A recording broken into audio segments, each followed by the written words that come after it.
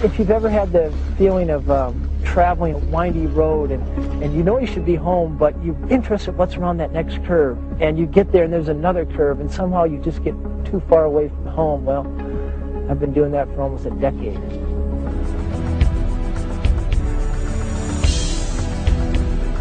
As an author, educator, photographer, Emmy Award-winning television producer, a 3-time Guinness World Record-holding cyclist, and explorer, Dan Buettner is nothing short of a modern-day Renaissance man.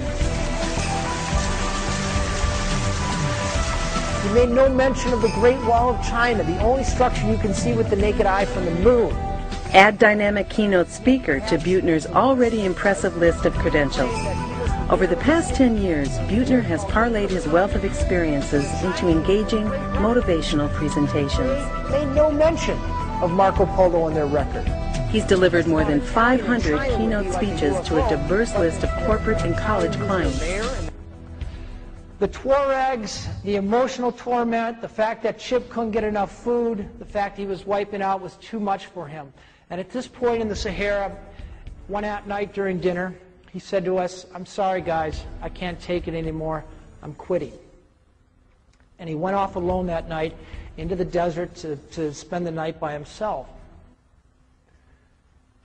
But the next morning he comes back, saying absolutely nothing. And he's got this book in his hand, it's his tattered journal, and he opens it up and he starts reading. And he reads, "Security is mostly a superstition. It does not exist in nature, nor does it exist for the children of man. Avoiding danger is no safer in the long run. Life is a risky adventure, or it is nothing." And he closed the book. Let me start with you, if I can, Dan Buettner. Tell us what Tikal looked like when the Mayans lived there. Well, this is sort of like the New York City of the ancient Maya area. There wouldn't have been any forest here back 1,200 years ago. His expeditions have been extensively covered in the national press. He's appeared on Good Morning America, NBC Today Show, Late Night with David Letterman, and ABC's Primetime Live. And now an adventure of a different sort. We heard about a team of explorers who are bringing the wonder of an ancient civilization into thousands of classrooms in the United States. It's a voyage of discovery made possible by 20th century technology. And it's all happening in the tiny Central American country of Belize, where the ancient Maya culture flourished. Buettner has distilled hard-learned lessons from his 3 transcontinental cycling records and offers a universal approach for setting and achieving goals. Now, we set a Guinness World Record for this ride, but more important than world records is my friends and I learned more about the world and our relationship to the world during 305 days on our bikes than we learned during 16 years of formal education, mainly because we stepped out of our immediate environment and looked back in. Having led 15 expeditions, I've kind of accumulated some opinions on how to build bridges between team members and motivate them to do well or to get to the other end of whatever continent we're trying to traverse. And part of it, I think, is just constantly reiterating the common goal, what we're all trying to do together, and reinforcing the notion that every team member brings a unique skill set and we need it all to make the whole thing work. But I think the way you lead most successfully is more from behind rather than telling people what to do. I think if you put all non-mission critical and non-life-threatening decisions up to a vote, you empower people. And then if the team leader aspires to the condition of a servant, you can harness that power, move them forward. But we had a strategy for getting through. We'd wake up every single morning at 4 a.m., freezing cold, miserable.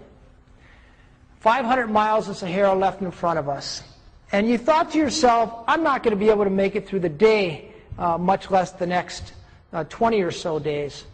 But you know what? Every morning we could wake up and we could make it to the next mile marker. There was one of these mile markers every 5 kilometers. If it wasn't a mile marker like this, there was a 55-gallon drum. And we made it a point to think of the day as just a series of these mile markers. And once we got there, we would stop, eat some dates, drink some water, and we took turns telling jokes to each other as we went along. So it was something to look forward to and to break up the day. And I've always said that if this little technique can get you across the biggest desert on the planet, it certainly could be useful for meeting monthly business objectives or even getting through that leasing project from hell. Sand got in our gears and our packs and in every crevice, if you know what I mean. Together we had endured 7,000 miles at this point. Sahara, Nigeria, the Congo. We had collectively dysentery, giardia, malaria. We all had intestinal worms. We each were down about 20 pounds from our original weight in starting the expedition. And here we all really wanted to quit. You could hear murmurings of it in the tents at night.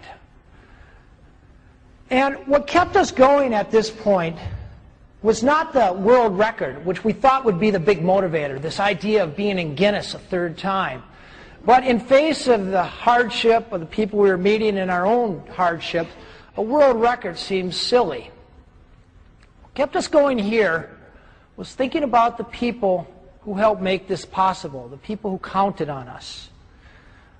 We had to raise $250,000 to do this bicycle ride, and we had clients, we had business partners, and they weren't just financiers. We really made it a point to make them our friends. They followed us along, we sent them postcards. We had an office staff whose jobs hinged on us finishing this thing successfully. And we also had friends and family who made a huge sacrifice so that we could do this expedition. And if we quit, it would let them down. And we found a powerful means of keeping going when things got tough, a hidden motivation.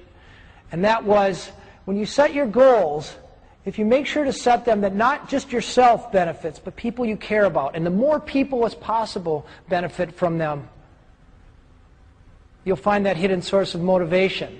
Because at the end of the day, it's much easier to let yourself down than it is to let down people you care about.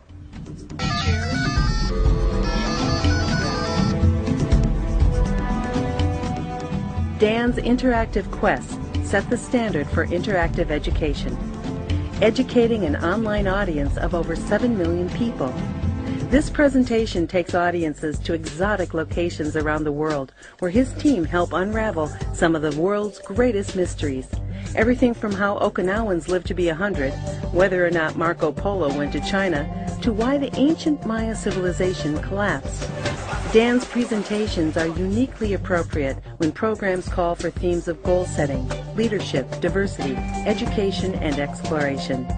Each presentation blends together the professionally shot video, images from a National Geographic photographer, and carefully crafted messages customized for each audience. In these times of change and uncertainty, I deliver a timeless message, one that leaves audiences energized, motivated, and ready to take on their own challenges.